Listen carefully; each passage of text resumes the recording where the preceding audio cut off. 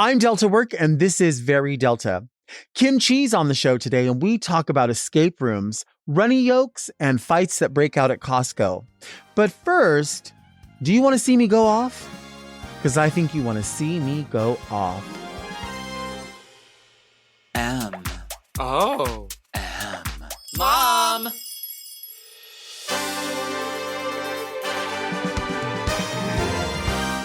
Are you a lady like me? Introspective, beautiful. Oh, are you intellectual like me? Beguiled by a bargain? You like wild times? Oh, like me? Are you serving the community like me? Well, if you are, then you must be very Delta.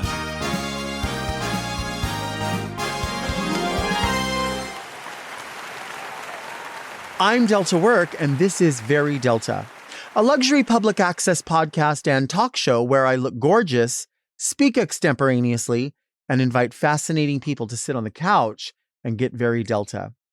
Very Delta is for the woman who knows that spring in Paris is a shoulder season with longer days, warm golden light, and blooming gardens. But first, let's get into some things that are very Delta.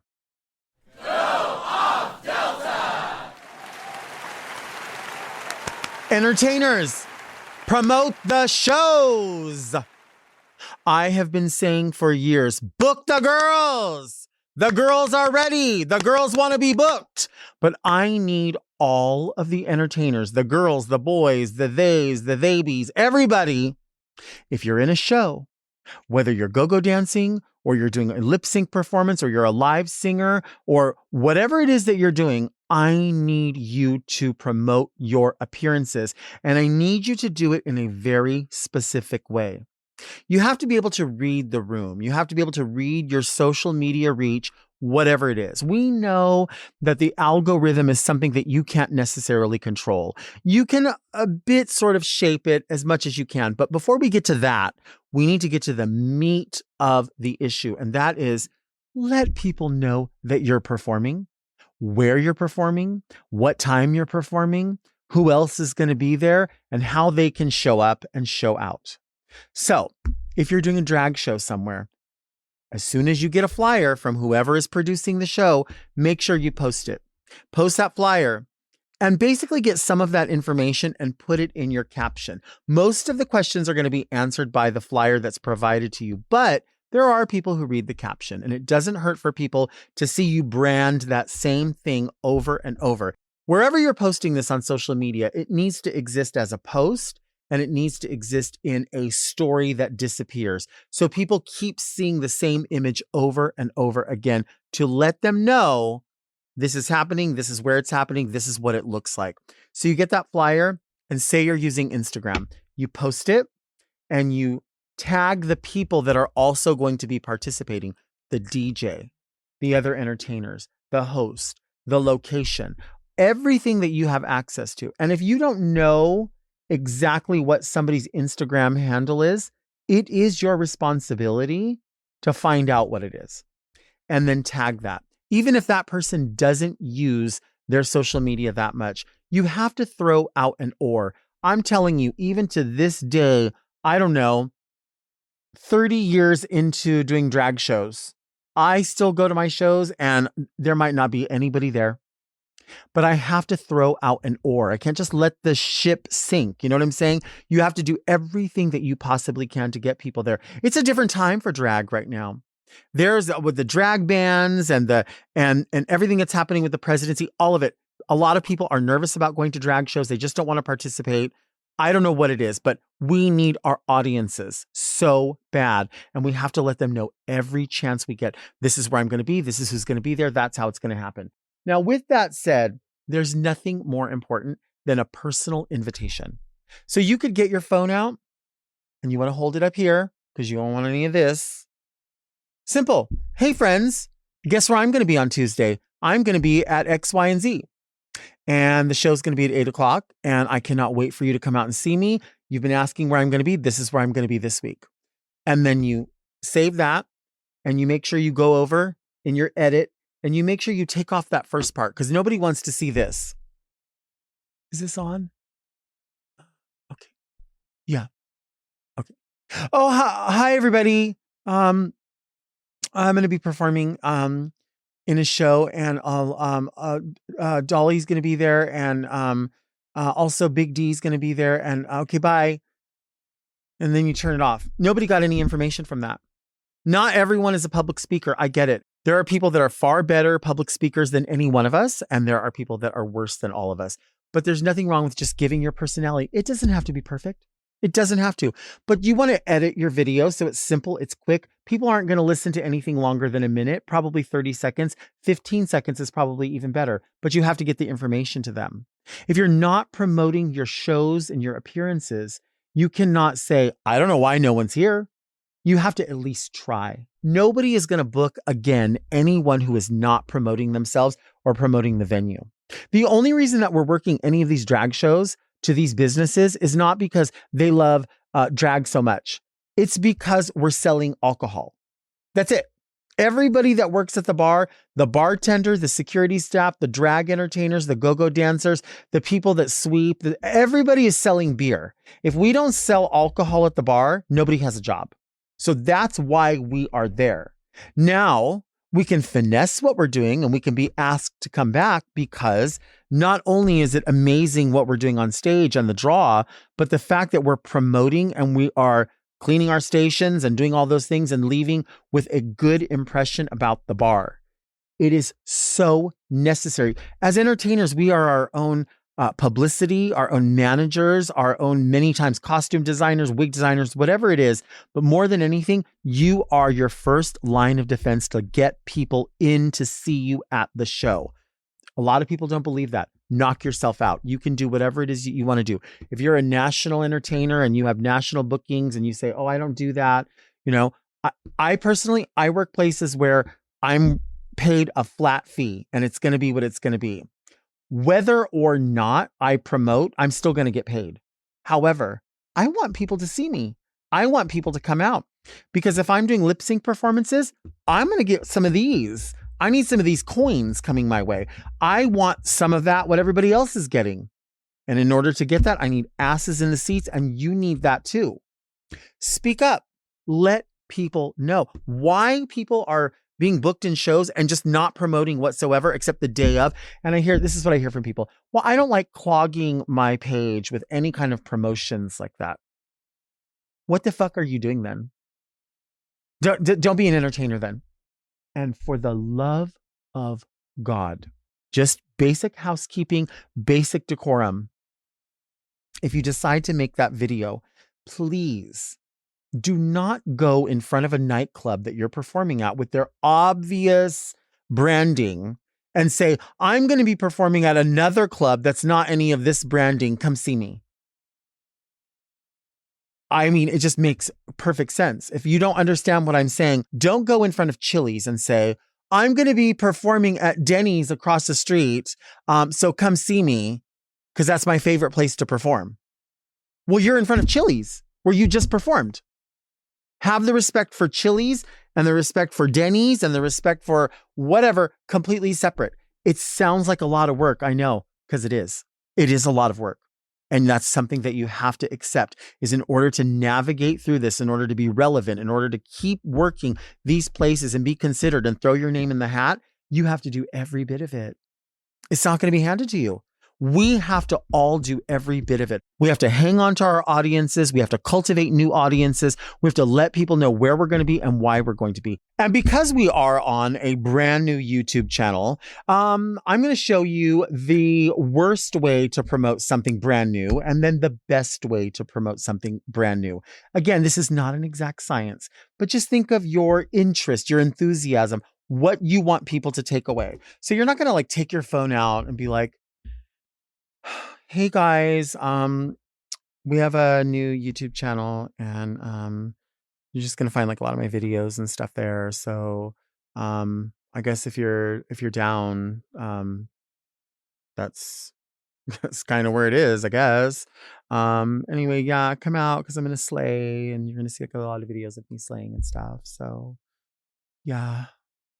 Like I'm seeing that. I'm hearing people with that level of enthusiasm when they promote their shows. And it needs to be, turn that thing on. Be like, hey, guess what's happening? New YouTube channel. We wanted to do something special for you. We wanted to streamline everything. We wanted you to know where you could find me and exclusively me, where you could be where we could go off together. I don't know, maybe talk about getting off together. Whatever it is, you can find everything Very Delta right here on the Very Delta YouTube channel. I want you to click. I want you to subscribe. I want you to engage. I want you to expect the unexpected right here on the Very Delta YouTube channel. I can't wait to show you what we have coming. I mean, and this is not fake. Like, this is real. I'm excited about this. I want people to know you don't have to go over the top. Just be honest. I mean, aren't you excited about the fact that you have a new drag show? Maybe you have a new dress. Maybe you want everyone to know, hey, everyone, you've been seeing me make my dress on Instagram. This Thursday, I'll be wearing the new dress. So everyone that's commented, I want you to come out and see. Come have a drink. Dinner, drinks, drag, dancing, a little bit of all of it. Stick around for a while. It's going to be a whole lot of fun. Let people know why you do this, why you're excited. If no one else is excited, if nobody hears why it sounds like fun, why would they want to come? Baby, we can't wait to see you on the new YouTube channel. See you later. And that's how it's done. Do you want to see me break a phone? Because I think you want to see me break a phone.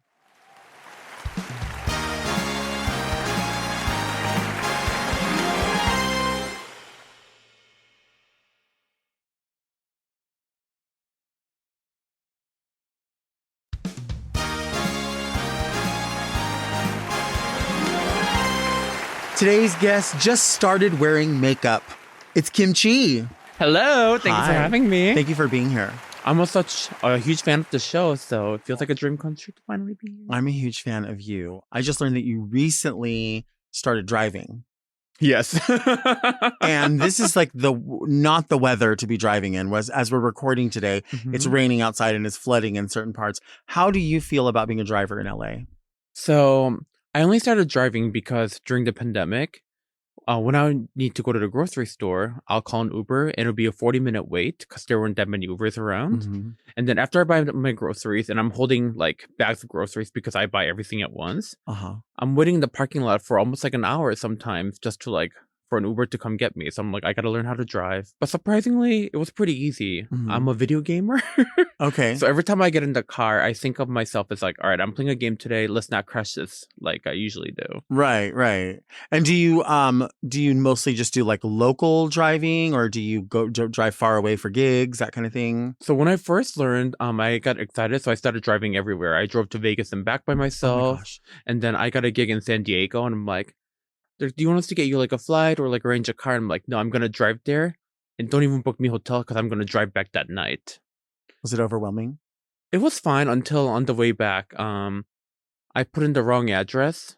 I'm not going to say like what the street name was, but I spelled one letter wrong. And it took me to a house on the opposite of where I was supposed to be. So I ended up going like 3 miles away from my home as opposed to like hour and a half. Oh my gosh. But these are the lessons you learn. They are the lessons you learn. When did you, I'm sure you've always dabbled in makeup, but when did you realize like this is going to be an empire? Like, was there a point where you went, I'm not just the model. Mm-hmm. This is an empire, because it is. Yeah. It turned out that way, and I'm like very shocked at every day at the life I get to live thanks to makeup, because I'm an accidental drag queen. Mm-hmm. For Halloween one year, my best friend at the time was like, let's do drag for fun on Halloween. So then we went to Walgreens, bought some crappy makeup, and then practiced for like a month, and then we went out on Halloween, and that's how I got started. Mm-hmm. I think it was like a year after I started doing drag. I started gaining a lot of traction on Instagram, and a lot of people started praising my makeup. And even then, I never felt like I was good at it, but I got a lot of love and support from everybody. So I was like, maybe this could be my niche. Yeah, for sure. And then for people to see that it exists in such a mainstream way, I feel like when I see something like that, of course, you're proud and you're happy for another drag entertainer, another queer person. But at the same time, it's like, there's a selfishness that says, oh my gosh, that representation's for all of us. Like it really is for everyone. And it's something to be just so proud of because especially now more than ever, do you know what I mean? For people to realize that your product literally, it may show up in, say, an advertisement. It's sitting on people's coffee tables, whether they want it to or fucking not, because it can't be denied. Mm-hmm. That's so exciting to feel that. Does that resonate with you? Yeah. So, when I created my company, one of my dream was, so, like Cody Airspun powder, Mm-hmm. you see it in your grandma's, like, shelf, and we all know what it looks like. Right. I was like, it would be so cool if my product could be that product where, right, like, people for generations, even when I am no longer on Earth, but the legacy of my product carries on. And a lot of people tell me, like, I can't get in drag without, like, this product. And that makes me so happy. Mm-hmm. And as cheesy as it sounds, like, I truly mean it. No, it's not cheesy at all. It's so cool. How do you come up with some of the names? Because the names are super, super creative, as they should be. I mean, you can't just say, like, lime colored eyeshadow. Like, it has to say something fun. Where do those come from? Me as a person, I don't really take anything seriously. Mm-hmm. I mean, I take, like, work seriously and being professional seriously. But when it comes to, like, how I live my everyday life, all my friends know, like, I joke about everything. I never take anything seriously. So I wanted my products to be, like, lighthearted and fun. And I think that's what makeup should be. Mm-hmm. It should be fun, and it shouldn't be too serious. Yeah. What is your approach? Do you like to paint with creams? Does it depend on the day and the face? I'll try different methods. I guess now, because I'm so familiar with, like, makeup and how it works, even if something goes wrong, it's easy for me to fix it. Mm-hmm. And that's also one of the reasons why, like, I don't really do, like, the same exact face twice, because I don't know how to do it twice. Really? Really? So if you had, like, a default face, like if you were in a pinch and somebody was like, you've got an hour to do your makeup and be ready, would you have, like, a go-to for that? I would just play. But normally my makeup does not take long. Most faces don't take me longer than, like, an hour to hour and 30. Mm-hmm. So. What about do you have a makeup application for a date face, for if you were having gentleman callers? This is my weird thing. So when I'm not doing drag, I don't like to wear any makeup. I feel like I'm, like, all or nothing kind of a person. Yeah. And I feel like if I were to put makeup on as a boy, I would feel weird just not fully doing my face. Mm-hmm. So I don't even know how to do, like, makeup as a guy. What about if somebody said, like, you had to do a bridal makeup on your face? Could you do a bridal makeup? I could do, like, a drag version of a bridal makeup. Yeah. But I feel like so many of, like, the real woman makeup, it's about, like, perfecting the subtlety. And subtlety is not something I'm not very good at. And why should you be? Yeah. I mean, honestly. So you were talking about starting drag on Halloween, which I feel like is like a rite of passage. Mm-hmm. It's kind of like the way a lot of people do start drag. And obviously you knew Pearl at that time. Yes. Right? What was it? Was there, like, a costume that you wore, or was it just like, I'm going to do drag? So I went to the thrift store and I found this polka dotted sequined sweater. Okay. But I'm like, oh, it's sequin. It's drag. It was not drag at all. And then I was like, oh, this kind of looks like Minnie Mouse. So let me buy these, like, $3 Minnie Mouse ear at the costume store. Okay. So then go out as, like, a Disney princess. So then my drag name, I was trying to decide between Jizzney Princess. Okay. Or Lucy Lube. I don't know why. Lucy Lube. Yeah. I live. But I went out as Jizzney Princess and told everyone, hi, I'm Jizzney. And they lived, of course. Yeah, but then after that first time, I'm like, all right, my name's got to change. Wait, what year was that, would you say? It was 2012. Oh my gosh, okay. So you're now approaching, I don't know, I'm not a mathematician. 13 years. Wow. Yeah. It's a long time in drag. It is a long time. That is a very, very long time in drag. Who do you think would play you in the life story? Maybe they would be like, maybe they would focus on Kim Chi Chic Beauty, and it would be like the executive of the company. Hopefully Bowen Yang. Okay. I feel like he's so funny, and also I think he's so cute. Yeah, a doll. Yeah. A total doll. A total doll. When you, I'm always fascinated by your makeup. I think obviously everyone's fascinated by it because, like you said, you don't do the same face every time. And even if it's like just a small tweak here and there, it makes so much difference. Would you say, like, if you did not have your own products and you had to take your makeup off, Would you do like a makeup remover? Would you do like some people do? I've seen people do dish soap just to dig it all off. Really? I know it robs your face. I mean, it's really bad, but they like doing that. What would you use back in the day? Oh, back in the day, I didn't even know about like the makeup remover, so I would just use soap and then like rub my face for like almost an hour, like in the shower, trying to get it all up, and my face would be so scratched and Yeah, burning. like nothing to emulsify it at all. Yup. Oh my gosh. And then I discovered Neutrogena makeup wipes, Mm-hmm. and then I mastered the art of only using one wipe to take my entire face off. Uh-huh. But then, of course, with shrinkflation, they changed their formula. Oh yeah. They used to be thicker, and I could just get everything up in one, but now I need like 5 of them. Mm-hmm. And they're much like thinner and brittle, and they used to be like moisturizing, but now it's not anymore. Yeah. Like, I don't understand why you had an amazing product and you would. I'm fine paying more. Like, don't change the original formula. I'm so with you on that. I mean, I say it all the time. It's like I don't expect it for free. I mean, the product's going to cost what the product's going to cost. If you have to put the money into it, if there has to be, just give me what I need. Yeah. It's like, if you have a successful formula, when you change the formula, you're going to alienate the original audience. Yeah. You know, like Panera, I heard they don't even bake fresh goods in the store anymore. They just ship them in. That's what I heard from the Panera employees. You're spilling all the company secrets. It's like, you know, I used to love Panera, like in my teens. Who goes to Panera anymore? I know people do. People say it tastes like hospital food, but I like that. I mean, yeah. No, I'm fine with it. back in my day, you picked 2 with Frontega chicken panini and French onion soup for $5. Like, would satisfy me. Now you can get like a crappy sandwich for $20. Yeah, for sure. Crappy sandwiches for $20. Let's take a break.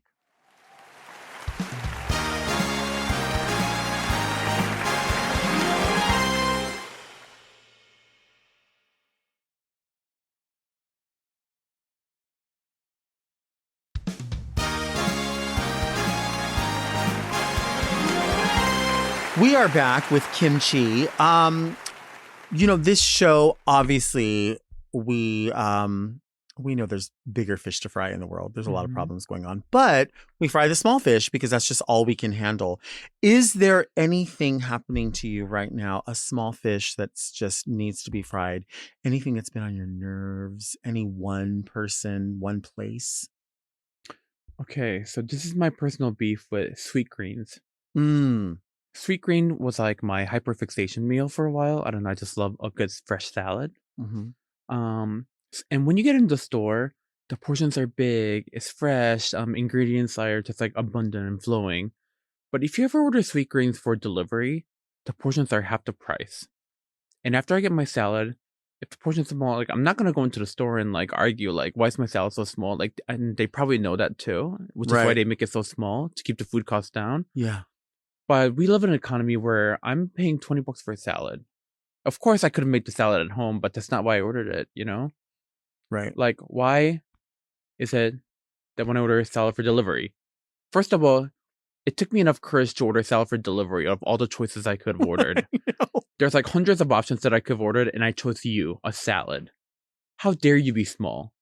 You had one job as salad, and that is to keep me full with volume while feeling like I'm eating healthy. How dare you send me a small salad for $20, which is almost $30 plus like delivery fee and tax and tip. And that really pisses me off. I agree. The promise is what did I order? Every time I order Popeyes. It's great if I go get it myself, but when it's delivered, there's just something like, I don't know. You just remind me of my next small fish that I'm pissed about. Which is? Popeyes. Okay. Okay, so the Popeyes, the naked chicken tenders.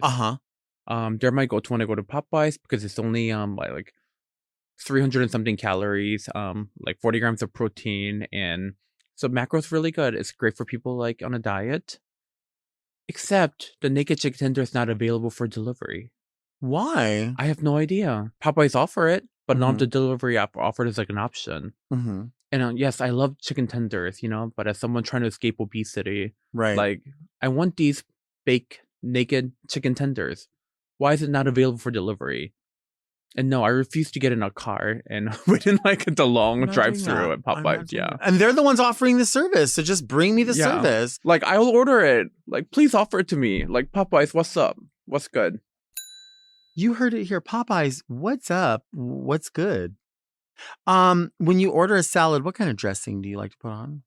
Is this gonna something like you're not gonna like see eye to eye with me? Okay. I don't like dressing. Okay, that's fine.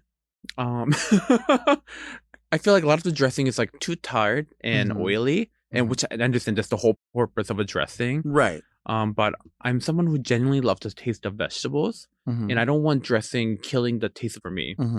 So I would order either like super light dressing, or ask for dressing on the side and lightly dip my fork into it. So then there's just like a little kiss of a dressing flavor in my bite, but I don't love dressing. Right. Well, a lot of people don't. A lot of people, I think, like you said, they prefer the actual taste, whereas some people consider a chicken tender or a salad or whatever just to be a vessel to get the dressing into their body.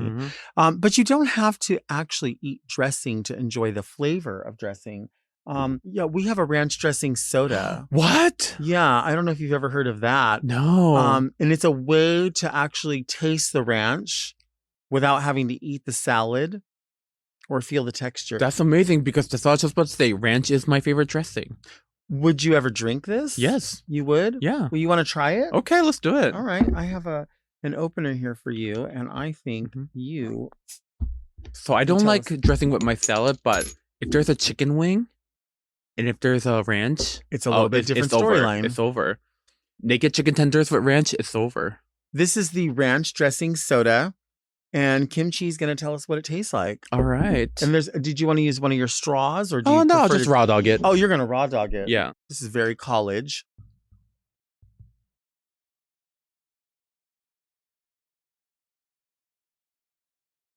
It tastes like ranch. It really does, huh?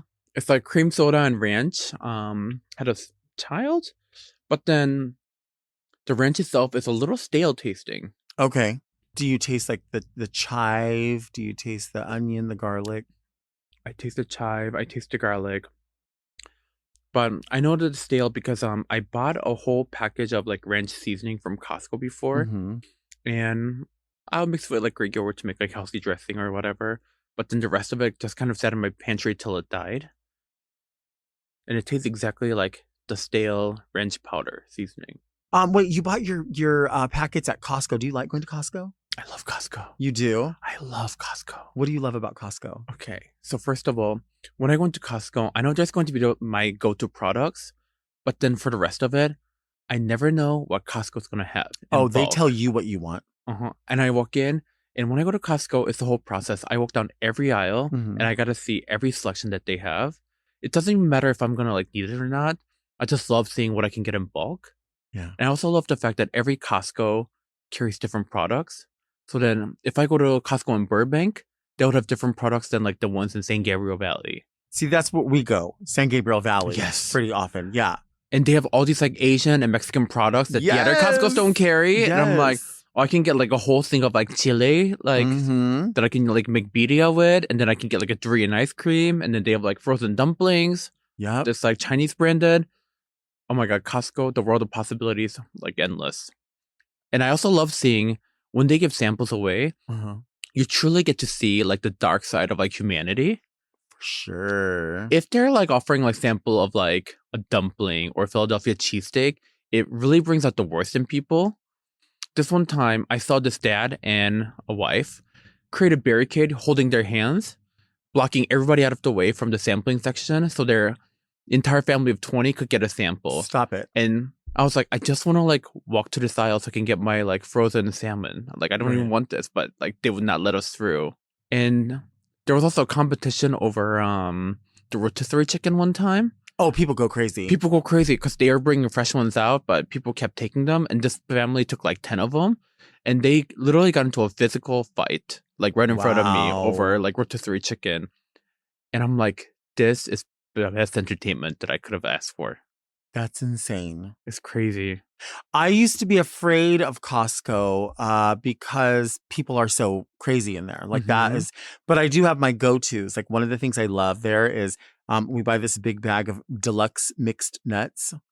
And it's the best, and it's so cheap. What are the nuts? Are there Brazilian nuts in it? There Almonds? are. Oh. There's everything. I mean, literally everything. Pistachios, almonds.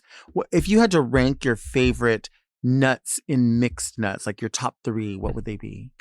First one is Brazil nuts and almond, because almond has like the best crunch. Yeah. And then cashews. Okay. And then hazelnut. And then walnut. And then peanuts. Okay. I like that. What about a pistachio? Where does that land in there? Oh, I do love pistachio, but I feel like pistachio is rarely in like the mixture of all the nuts. Yeah, you're right. But pistachio ranks pretty high for me. Yeah. I also love at Costco, like Christmas time, they put all the like Christmas like decorations and like big inflatable things that like I don't have a home for, but I could if I had a family and a beautiful home. Right. In another life. In another life. Yeah. I saw I guess like Costco and Sam's Club, they're always in competition to see who has the cooler Halloween thing or whatever. And one of them had the 12-foot skeleton. Whoa. Huge. Did you see the giant werewolf that like moves around? The animatronic werewolf? I want it so bad. I'm like, this is so cool. And it was wearing like a flannel and jeans. Yes. I like it. Do you watch horror films? So I used to love horror movies when I was young, but I don't know, now that I'm older, I can't watch gory things. It feels like it could be real.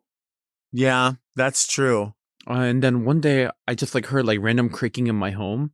And I was just like texting my friends like, in case I die tonight, I love you guys. Oh my God. And I was crazy. Was it a group chat? It was an individual chat. How do you feel about drag queen group chats?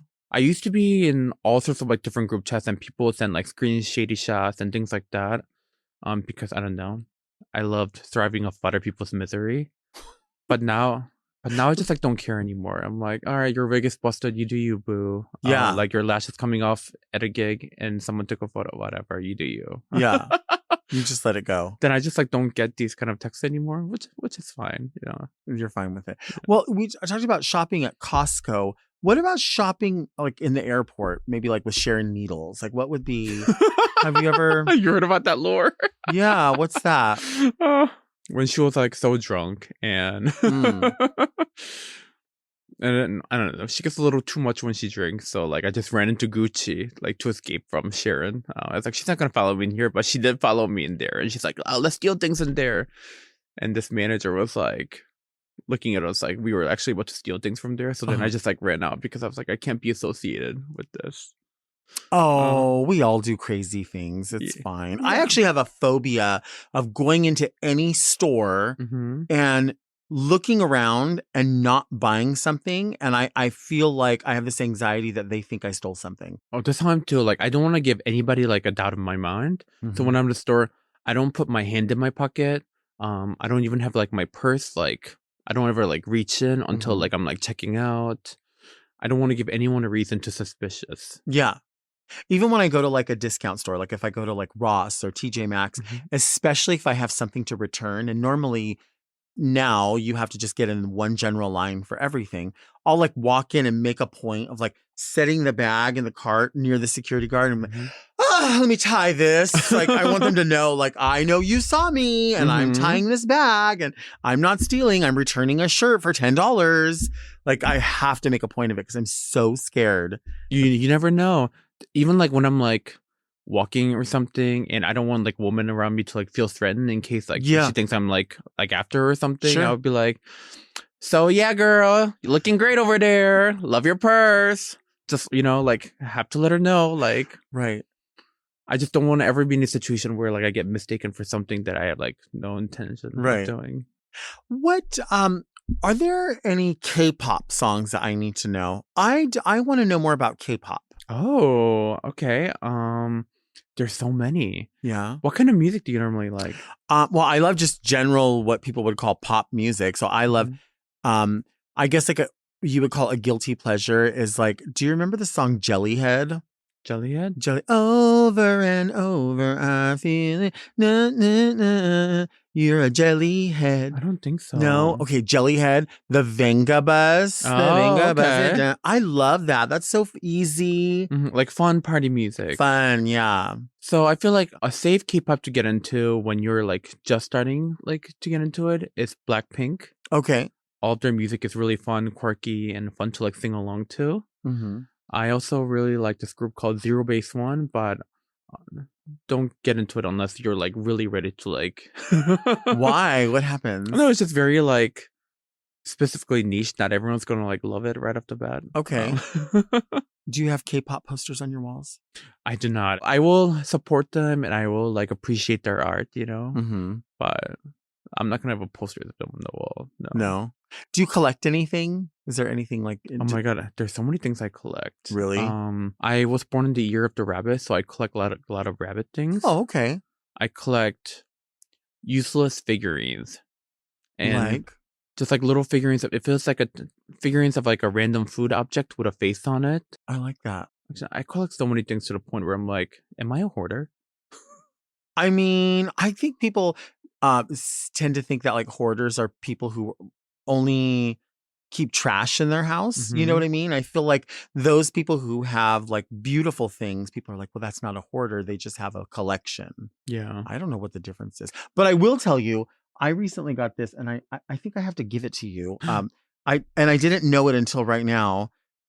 You said Year of the Rabbit, and I love cats, Mm-hmm. but I found this and it's a rabbit laying down. Oh my god, it's like so a cat, cute. and I want you to have it. Really? Yeah. Thank you. It's a rabbit. So Oh it's my like God. makes sense to me. It'll fit in my home beautifully. It'll just like in some little nook somewhere. Maybe no one sees it. Maybe it's behind a book or something. No, it's going right in my counter. Thank you. I'm glad you like I it. love it. What about games and like I know you play video games, but what about board games? Are you a board game person? I love board games. Okay, which I ones? love board games. I finally found like a great community of people that are board game lovers here in LA. So I play board games with them probably like at least like twice a week. Really? Sometimes like 7 days a week.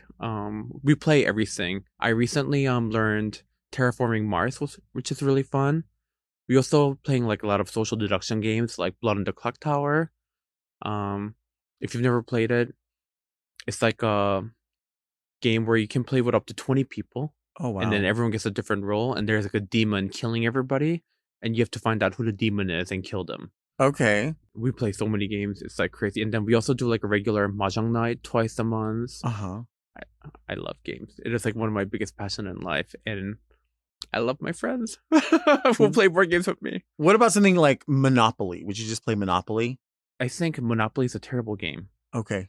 I think it's really boring. And all you do is just throw the dice, and you keep throwing the dice till like everybody's There's broke. no thought. There's no thought. There yeah. is no. You're right. You're right. If I'm playing like a classic board game, I'd rather play like Sorry or Life Okay. or Clue. But Monopoly is just like. Did you know that Monopoly was originally created to be a satire on capitalism? I did not know that. And then now it kind of become like this like whole capitalistic machine of like spinning off all these like branded monopolies, like Hello Kitty Monopoly or They have so many of them. So Yeah. many. Wait, what about, have you ever done with a group of people one of those like get locked in somewhere? escape rooms. Yeah, have you done that? I have done so many of them. Yeah, I think you would probably do well in that. I do great in them. Yep, you're very cerebral. When I'm on tour, there's people in crew and a few queens. We love going to escape rooms. So I've done escape rooms all around the world. Wow. Even like the crazy ones. There's like one in Melbourne where it's like a giant warehouse, Uh-huh. and then you get locked in it, and then there's like a zombie outbreak, and there's actual zombies chasing you, and you have to solve puzzles before zombies catch up to you. No.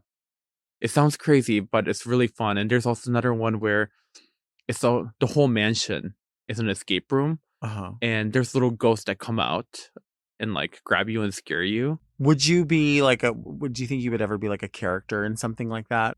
I would love to, yeah. Yeah. I love escape rooms and haunted houses and things like that. Are you a Halloween person? I love Halloween. I love fall. Okay. Especially like somewhere where like the leaves change, and Mm-hmm. especially like when I go to Korea, like in the fall, it's beautiful there. I feel like in California, you're kind of like summer 24/7. Are there activities that you think that you prefer to do in the summer that you don't do? Like, are you a hiker? Do you like? I'm not a big hiker. Okay. I love nature, but I don't love nature that much. Uh-huh. I feel like some gays are like, you know what would be really fun if you went hiking? And I'm like, you know what would be really fun if I met you after? Yes. I like that. I will meet you at the end with Yes. some ice cold iced tea or something. Exactly. Like, I'll even bring the beverages, like, tell me, give me your orders. I'll bring them. Right. I'm waiting at the parking lot, I love it. Kim Chi will be waiting in the parking lot. Yes. Let's take a break.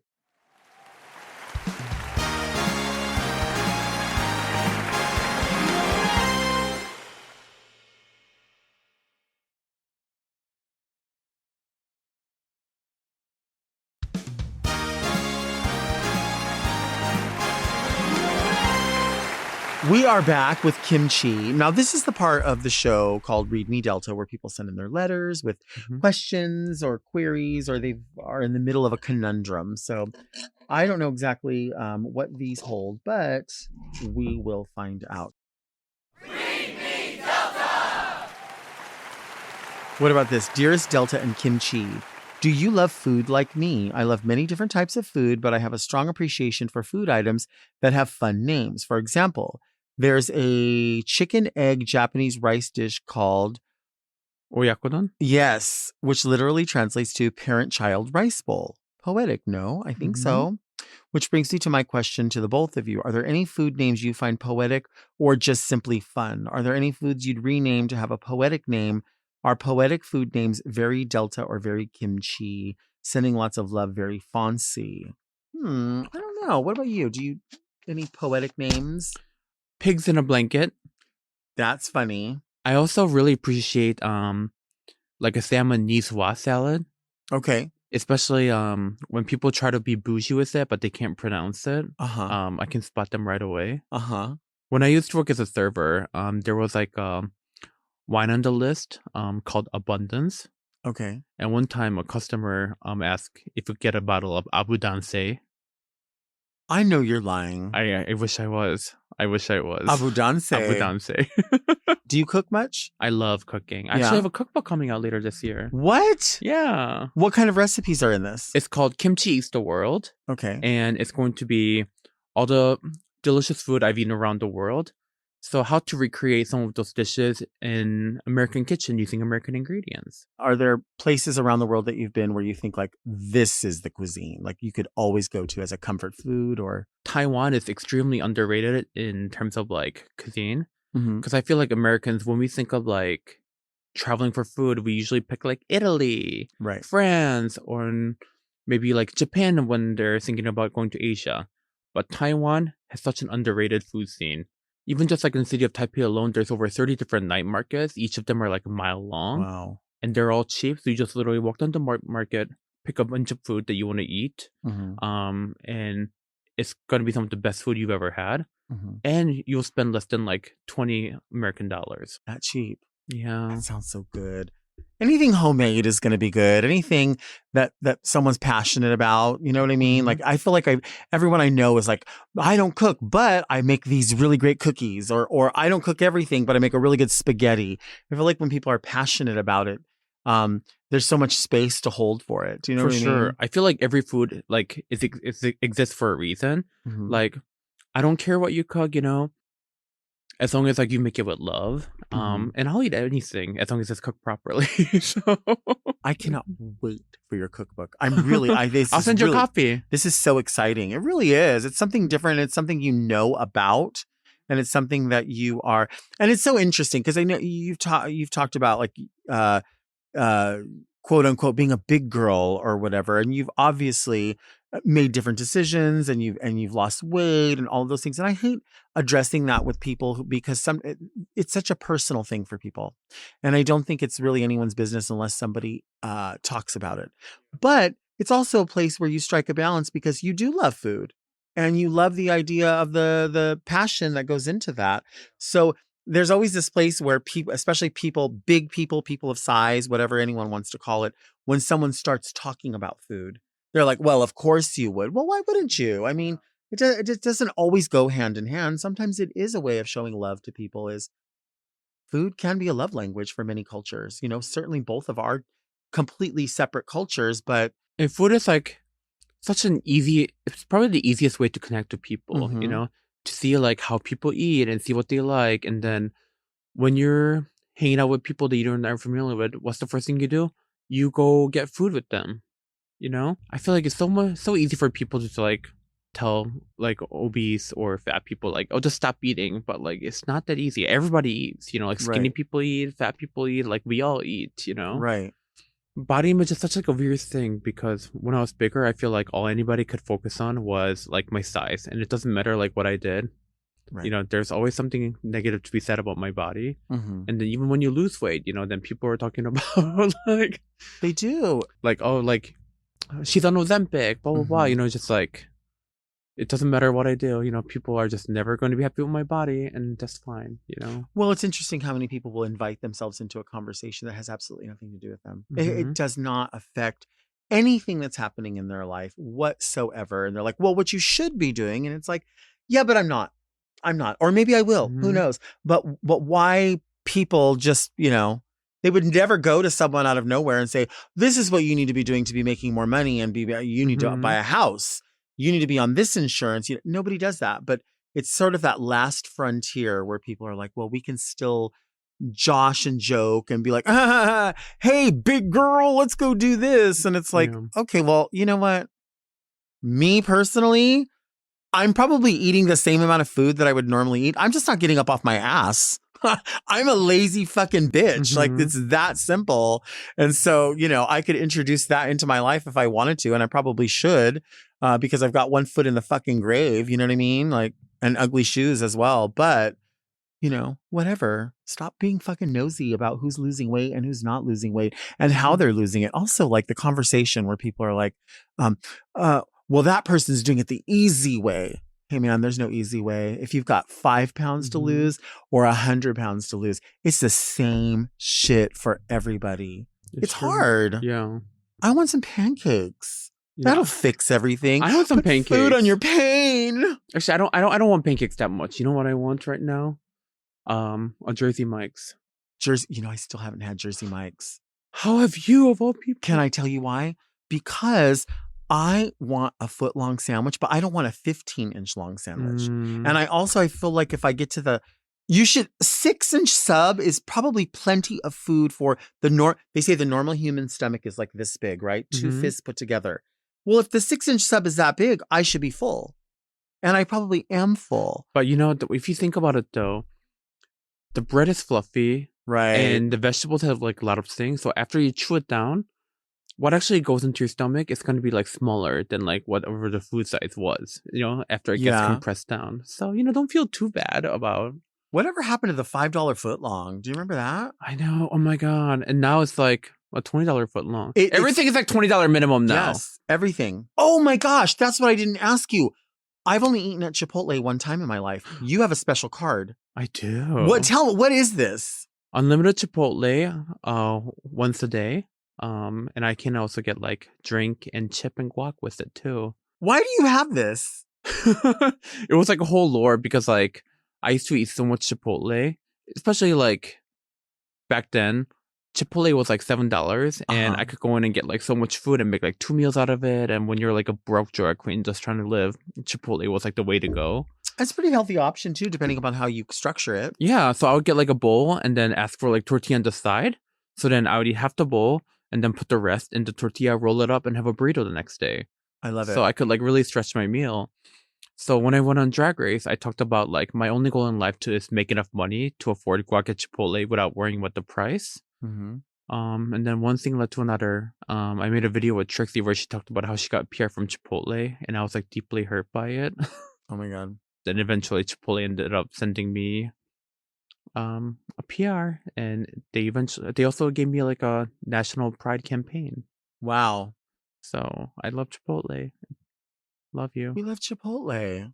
But you've only had it once. I've only had it once. Is there a reason? No, I don't think so. I mean, I'm such a creature of habit. Like, I have such a hard time trying something new. Yeah. And I literally eat at the same places all the time and I order the exact same thing every time. I understand. It's such a weird... But, there was also this thing where for a while where people were trying to like kind of go crazy on Chipotle and say like there was a portion issue or whatever. And we just talked about this earlier. Nothing is for free. Like Chipotle is not in business to just go, we're giving away everything. You don't make makeup and go, I'm giving everybody on the planet. And I know a portion of your proceeds from every one of your sales goes to the Trevor Project. Yes, it does. And so that is something that a lot of companies do not do. So you're already doing that. And it's just so weird how people are like, well, I actually need more and I want it for free. It's like, well, then why don't you open a business then and you give it away for free and tell us how easy it is? Let's fight the real enemy here. Right. Like the enemy is not a Chipotle worker. That's like putting your bowl together. Like if you want something, just ask for more. Yeah. And it's also not, a missing ounce of chicken. This says, dearest Delta and sensuous guest. But I remember a girl used the word and she said, sensuous. Sensuous. That's sensuous. Dearest Delta and sensuous guest. If you became a ghost and had to wear the outfit you were buried in for eternity, what outfit would you choose?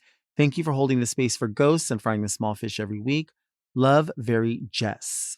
If you were a ghost.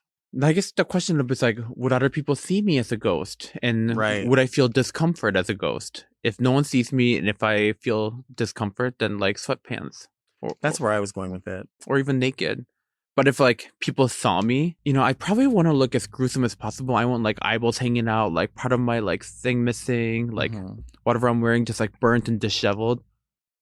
Just so I can see people scream when they see me. And I would do my best to scare as many people in the world as possible. Yeah. I'm already dead, so you know what? Right. Let me just spice up my life a little bit. Right. Do you believe in ghosts? Never say never, but I don't know if I do. Okay. Do you? I do, but I've never seen one. But I do believe that there's something else. Yeah, because I thought about it. So, like, in the entirety of, like, humanity on Earth, there's been, like, billions of people, right? And then if you take into, like, the entire universe into consideration, there's, like, so many, like, souls out there. So then when they die, and if they all become souls, like, is the universe enough to store all these souls?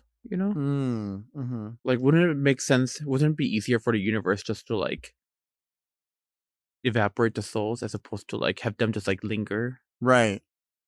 Huh. Like well, and the Cranberries asked, do you have to let him finger? Do you have to get fingered? Oh. I guess you don't have to get fingered. You don't have to, but I mean, it is. But we would prefer to get option. fingered. Yeah. Well, thank you for being here. I had a blast. And it was such an honor to be here. Stop. I was like actually scared of our like coming on here because I don't know if you remember this. It happened like over 10 years ago. What? It was so stupid, but back then I was just like young, dumb, and I would just like tweet whatever. And one time I tweeted, what would be the worst idea for a drag show ever? Like Night of 100 Adeles. I don't remember that. And what I didn't know was literally the night before you had like a Adele like tribute night. I totally don't remember that. And then people were like, "Oh, she's shading Delta," and I genuinely had like no idea. I was just like implying that like, oh, drag show full of nothing but ballads would be like so stupid, But I will tell you, I actually recently did a night. What was it? It was a Valentine's Day dinner centered around Adele music, and I was like, oh, I don't know how this is gonna, because no shade to Adele, love you to death, but like the tempo is very mid, like it's right, you know what I mean? And I was like, how is anyone gonna be the girls that? Because I was just booked to be in the show with another cast of people. They figured this shit out, and they had remixes. Okay, they were bringing all these different levels to it, like live perform, and I was like, okay. Queens will figure it out. It's like true. They will figure this shit out to make it work for them. That makes so much sense. So it's like while these like lovers are sitting for Valentine's dinner, you're like, treat her better. Right. There's actually some account on YouTube where the person made an Adele song sound like it was like an 80s song. Oh, It was really fierce. So one of the entertainers did that. Gotta give it up for drag queens. Gotta give it up. Well, thank you for being here. This was fun. Yes, thank Appreciate you it. for having Cannot me. wait to hear about the book. And of course, everyone can find you on social media. Kim Chi Chic Beauty. Is there anything else you want people to know where to find you? You can follow me on TikTok, Kim Chi, or you can follow me on Instagram, Kimchi_Chic. I actually have 2 books coming out this year. One is a cookbook. The other is a young adult novel called Library Avengers. So please check it out when it comes out. A young adult's novel. Yeah. Did it take forever to write? Yeah, it's been in the work for like a year and a half now. Wow. So I was up in my feelings reading about how like a lot of the public libraries are losing their funding. So then I tweeted about how much like public libraries meant to me, and as someone like who grew up like poor and like an immigrant, like library was like a great resource. And then that tweet ended up going like viral amongst like librarians. And all these like librarians from all around the world were like messaging me like, thank you so much for speaking up for us. That means a lot. And then the publisher reached out to me and said, would you like to write a young adult novel about saving the local library? Wow. And then that's how it came about. That's so fierce. Yeah. That is so fierce. I love it. We're going to look forward to it. Well, thank you so much. Love. Today on Very Delta, we learned that as you eat your way through life, you have to do it with abundance. We'll see you next week, and until then, keep things very Delta.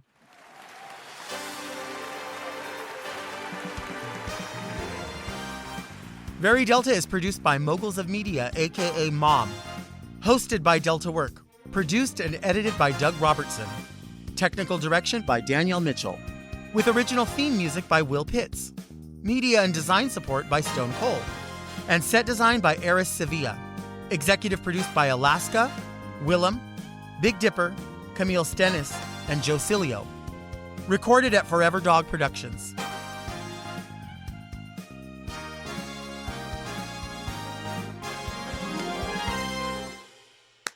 Entertainers, promote the shows! Mom! Watch Very Delta uncensored, ad-free, and a day early by subscribing to Mom Plus Gold. Sign up today at mompodcast.plus for premium content, including weekly episodes of more Very Delta.